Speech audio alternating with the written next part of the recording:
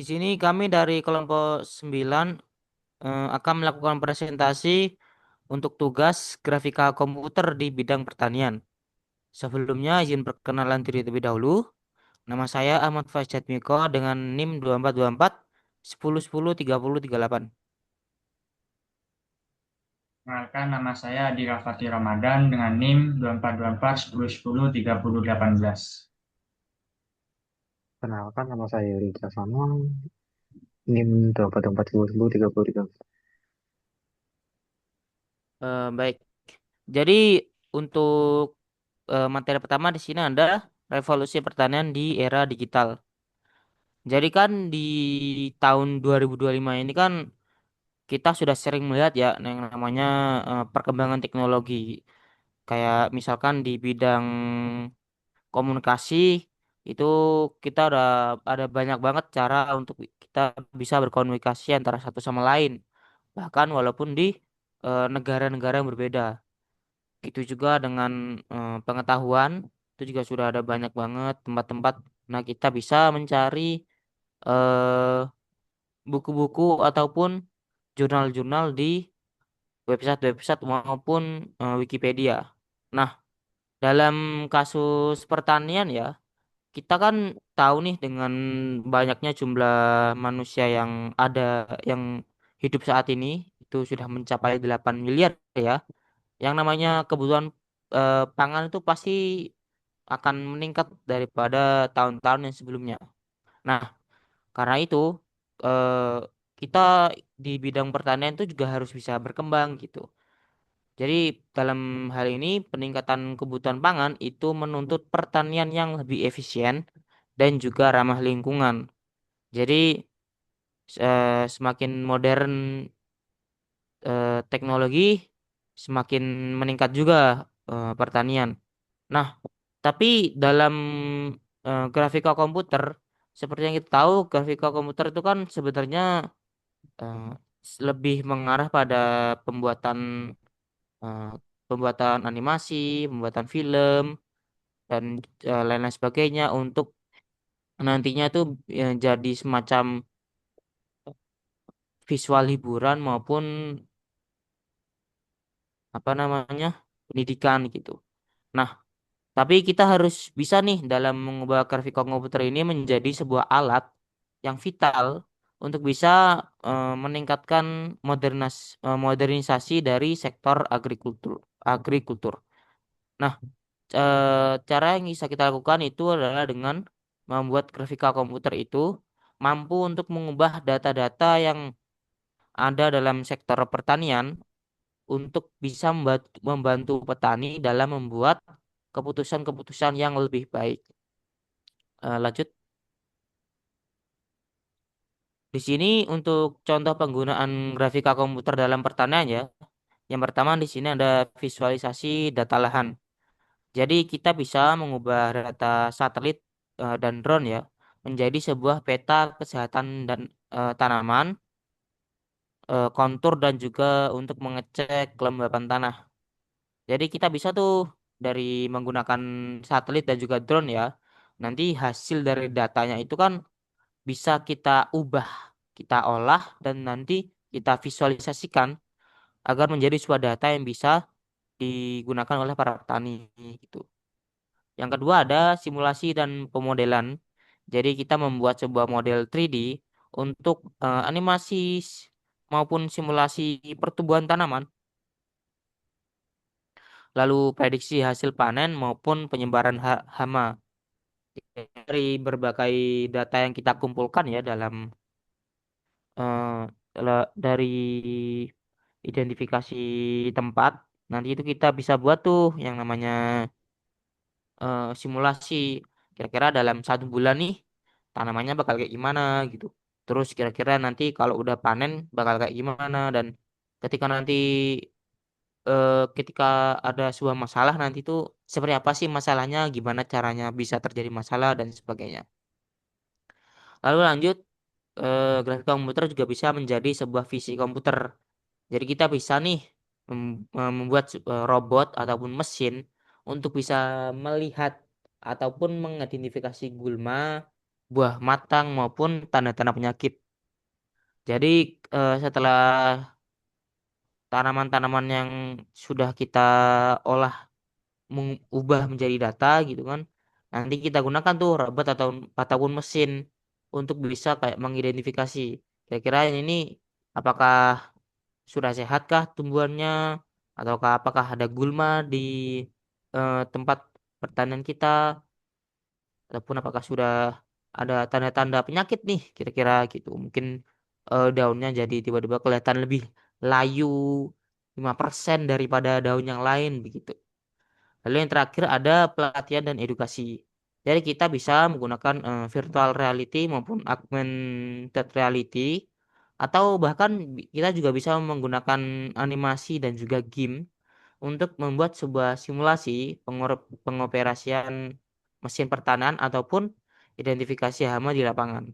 Jadi kita tuh bisa menciptakan berbagai macam teknologi agar para petani itu bisa merasakan ber, secara tidak langsung kayak gimana sih ini kira-kira cara merawat tumbuhan yang benar, cara menggunakan cara menanam misalkan cara menanam cabai atau tomat yang benar seperti apa dan lain sebagainya. Selanjutnya untuk bisa lanjut.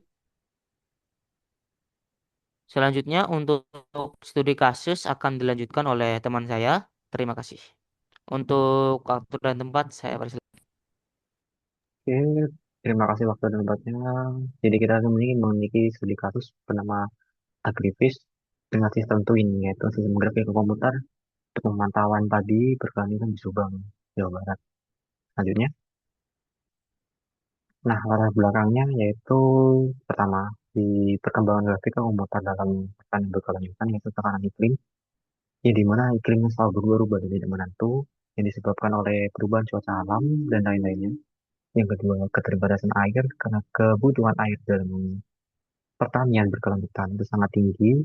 Dan yang ketiga adalah tuntutan efisiensi input untuk memantau tanaman yang akurat, mudah dipahami, dan dapat ditindaklanjuti.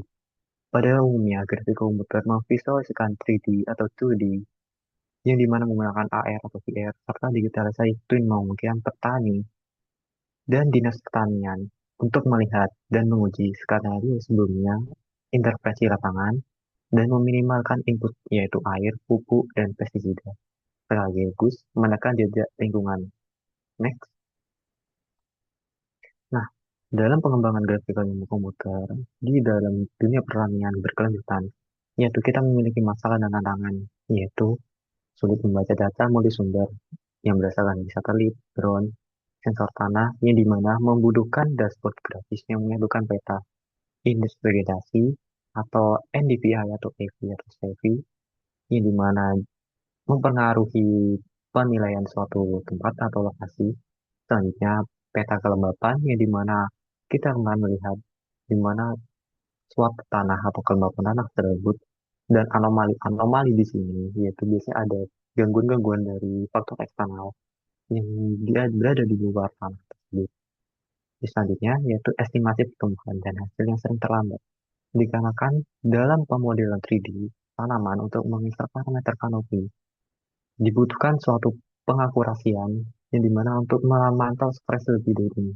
Yang dimana pemantauan ini kita memerlukan pengukuran tumbuhan secara real time yang menjadi masalah dan tantangan dalam pemodelan ini. Selanjutnya, keputusan lapangan yang lambat dan subjektif. ER atau Smart Glasses untuk pemanduan inspeksi berbasis peta yang sama, yang dimana pemantuan berbasis peta atau AR berpengaruh penting dalam pengaplikasian PR, di mana pemantauan AR sendiri kita memerlukan seseorang secara langsung yang orang tersebut pasti dan harus berada di lokasi tersebut selama 24 jam penuh. Selanjutnya yaitu perencanaan intervensi atau irigasi dan pemupukan yang reaktif. Nah, secara umum, pemupukan pada persawahan atau pertanian pasti akan dilakukan secara berkala untuk memaksimalkan pertumbuhan dan hasil yang diinginkan. Nah, dengan digital twin, lahan untuk menstimulasikan skenario input dengan hasil dan jejak lingkungan pasti kan tidak sama dengan apa yang diinginkan. Selanjutnya,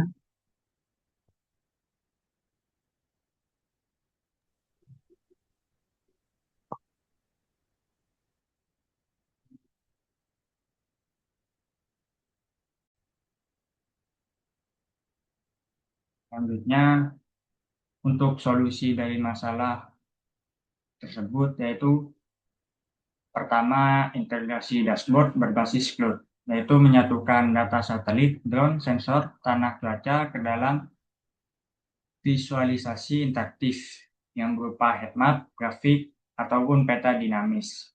Yang kedua, AI untuk prediksi dan rekomendasi, yaitu model pembelajaran mesin untuk mempercepat estimasi pertumbuhan, prediksi hasil panen, serta memberi rekomendasi objektif untuk pemupukan, irigasi, dan proteksi tanaman.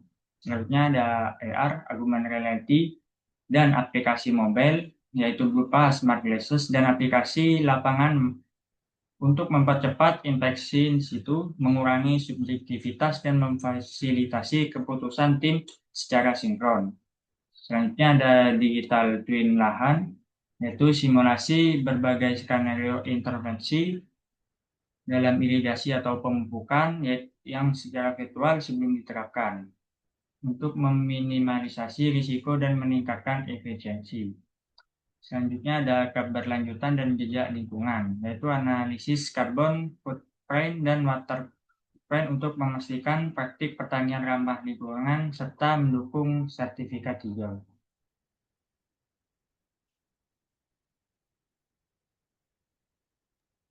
Oke, eh, mungkin ini saja ya untuk presentasi dari kelompok kami. Saya mengucapkan terima kasih kepada teman-teman saya yang sudah ikut membantu dalam pembuatan presentasi dan juga ikut melakukan presentasi secara lancar. Saya mohon maaf bila ada salah kata maupun perbuatan kasar selama presentasi ini berlangsung. Terima kasih. Assalamualaikum warahmatullahi wabarakatuh.